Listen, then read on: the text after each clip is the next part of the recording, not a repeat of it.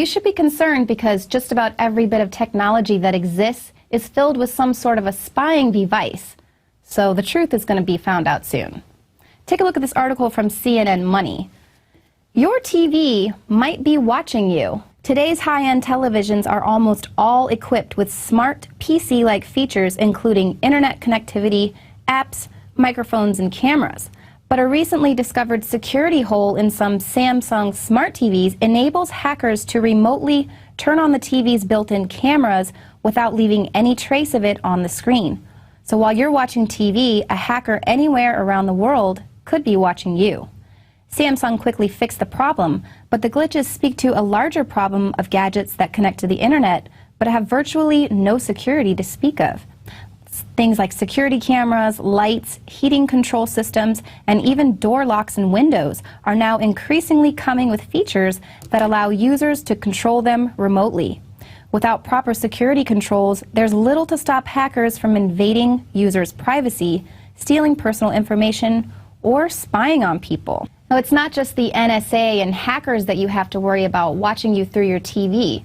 We had a really great Paul Revere entry that demonstrated another creepy peeper. Divorce attorney, we believe that it's your life to live.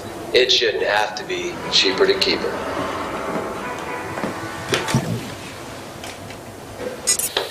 That was weird. Yeah.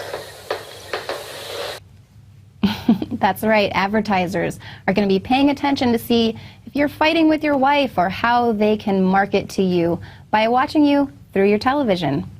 Amazing. You can watch the rest of that at infowars.com/Paul. Now remember last year when the Pentagon and Booz Allen and Raytheon were hiring all those hackers?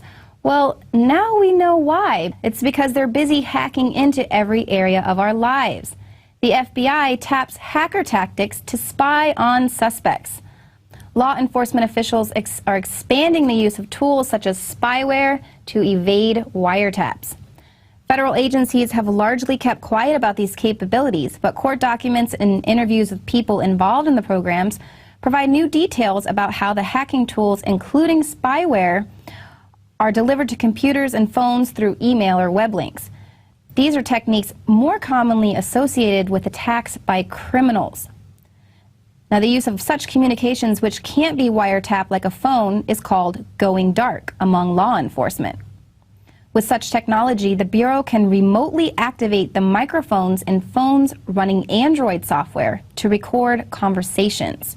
It can do the same to microphones in laptops without the user knowing. The Bureau typically uses hacking in cases involving organized crime, child pornography, or counterterrorism, but the U.S. officials, they say they're loath to use these tools when investigating a hacker, out of fear the suspect will discover and publicize the technique. The government sure has been doing a lot of hiring lately to beef up their COINTELPRO. Perhaps it's because they're trying to nudge us into a comfort zone with all of this spying.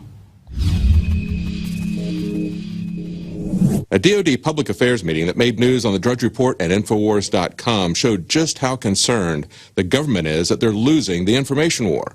They're no longer able to control information with just a handful of journalists now that we have alternative media and the internet. As one of the persons attending pointed out, the younger generations get it, that we have to start being honest and forthright, and it's difficult to convey those ideas and convince the chain of command. You're putting out mindless propaganda is what some of us feel that we're putting out, and that what the American people feel that we're putting out. So how do we change this?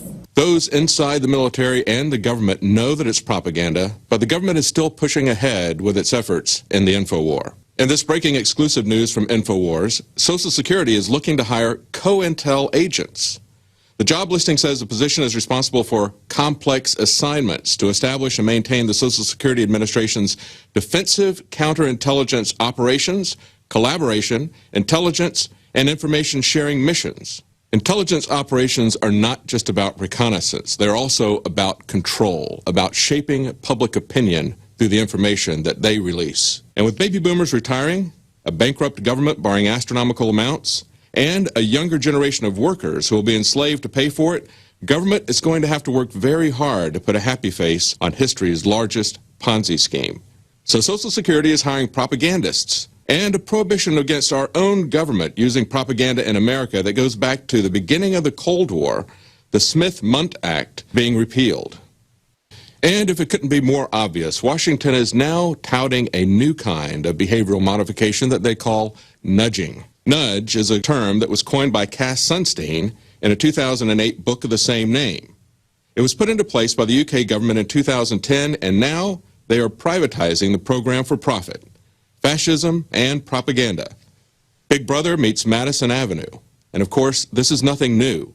This has been going on since the days of Edward Bernays. What is new, however, they're no longer trying to hide what they do. They're losing the InfoWar, but they're going to step up their game. For InfoWars Nightly News, this is David Knight.